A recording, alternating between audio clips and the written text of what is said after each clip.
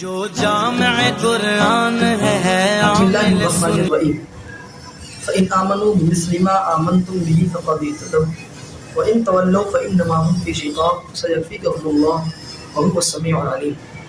وقال النبي صلى الله عليه وسلم ما ضر عثمان عمل بعد اليوم. صدق اللہ العظیم.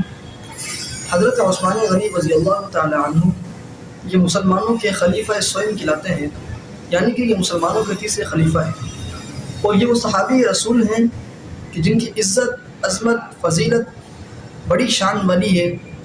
ان کی عظمت، عزت اتنی ہے کہ اللہ کے نبی نے ان کو خود 11 مرتبہ جنت کی بشارت دی ہے. خالی ان کی فضیلت یہ نہیں کہ اللہ کے نبی نے ان کو جنت کی بشارت دی 11 مرتبہ، بلکہ ان کی فضیلت یہ بھی ہے کہ اللہ کے نبی نے اپنی 2 بیٹیوں کو ان کے نکاح میں دیا. پہلی بیٹی رقیہ ان کے نکاح میں دیا، دوسری بیٹی ام کلثوم کو بھی ان کے نکاح میں دیا. اور جب پہلی بیٹی کا انتقال ہوا تو دیکھا کہ عثمان غمزدہ ہے. فرمایا عثمان غمزدہ نہ ہو، اللہ کی طرف سے حکم ہوا ہے کہ ام کلثوم کو بھی آپ کے نکاح میں دے دیا جائے.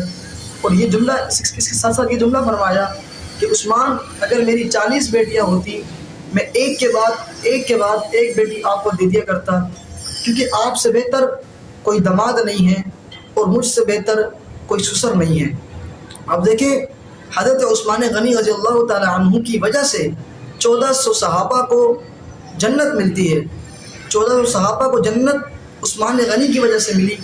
آپ کہیں گے کس طرح؟ تو آپ دیکھیں کہ جب نبی نے خواب دیکھا کہ جی صبح عمرہ کرنا ہے، اللہ کے نبی عمرہ کرنے کے لیے صحابہ کو لے کے چل پڑے. جب پتہ لگا کہ مکہ کا سردار سفیان ہے، پہلے اس سے اجازت لی جائے کہ پیغمبر اور صحابہ اکرام تمام آئے ہیں عمرہ کرنے کے لیے. اللہ کے نبی نے کہا کوئی جائے اور اس سے پوچھ کر آئے، اس کو بتا کر آئے کہ ہماری نیت عمرہ کرنے کی ہے، جنگ کرنے کی نہیں ہے. تو عثمان غنی کو سفیر بنایا اور سفیر بنا کر بھیجا.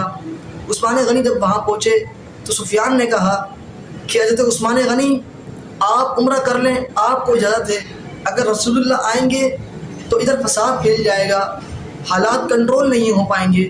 عثمان غنی نے کیا کہا، کیا سفیان تو جانتا نہیں کہ میرا نام عثمان ابن عفان ہے، میں پیغمبر کے بغیر کس طرح عمرہ کروں، میں نہیں کر سکتا. سفیان نے کیا کہا کہ عثمان کو گرفتار کر لیا جائے. ابھی تھوڑی دیر گزری کہ اللہ کے نبی کے پاس یہ خبر پہنچتی ہے کہ عثمان کو شہید کر دیا گیا. اللہ کے نبی نے تمام صحابہ کو بلایا اور کیا کہا کہ تمام صحابہ آ کر میرے ہاتھ پر بیعت کریں کہ جب تک عثمان کا بدلہ نہیں لیں گے یہاں سے نہیں جائیں گے. اللہ کے نبی نے تمام صحابہ کو بلا لیا، سب سے نیچے اپنا ہاتھ رکھا، تمام صحابہ نے ہاتھ رکھا. آخری میں رسول اللہ نے کہا یہ عثمان کا ہاتھ ہے، وہ ہاتھ بھی رکھا. اللہ نے جب یہ منظر دیکھا اللہ کو بھی جوش آیا. اللہ نے بھی کہہ دیا ید اللہ فوق ایدیہم، اس جماعت کے اوپر میرا ہاتھ ہے. خالی یہ نہیں کہا بلکہ یہ بھی کہا لقد رضی اللہ عن المؤمنین اذ یبایعونک تحت الشجرہ فعلم ما فی قلوبہم فانزل السکینۃ علیہم فاثابہم فتحا قریبا، کہ میں ان سے راضی ہو گیا ہوں کہ جنہوں نے بیعت کی، اس درخت کے نیچے بیعت کی. ان تمام صحابہ سے میں راضی ہو گیا ہوں. ان کا راضی ہونا، ان سب کا راضی ہونا جو خدا ان سے راضی ہوا، کس کی وجہ سے ہوا؟ یہ عثمان کی وجہ سے ہوا کہ عثمان کی خبر پھیلی کہ اس کو شہید کر دیا گیا.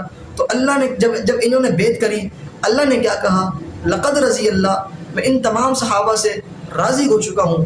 اب یہ خبر پہنچی کہ عثمان شہید نہیں ہوئے تو چاہیے یہ تھا کہ بیعت ختم کر دی جاتی، بیعت کو توڑ دیا جاتا. اللہ نے کیا کہا بیعت کو توڑنا نہیں ہے، بیعت کو ختم نہیں کرنی.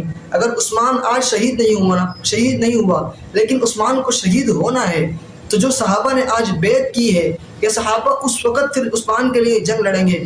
اب آپ دیکھیں جب عثمان غنی رضی اللہ تعالی عنہ کو مسجد نبوی تک پابندی لگا دی گئی، گھر سے باہر نکلنے پر پابندی لگا دی گئی، عثمان غنی چھت پر چڑھ جاتے ہیں، چھت پر چڑھ کے کہتے ہیں اے باغیو، اے بلوائیو، تم مجھے جانتے نہیں کہ میں وہ عثمان ابن عفان ہوں کہ جس کے نکاح میں پیغمبر نے 2 بیٹیاں دی.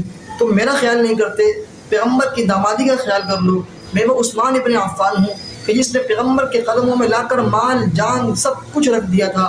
میں وہ عثمان ابن عفان ہوں کہ جس نے نبی کے حکم پر سب کچھ نچھاور کر دیا تھا. تم مجھے نہیں دیکھتے، پیغمبر کی رشتہ داری کو تو دیکھ لو.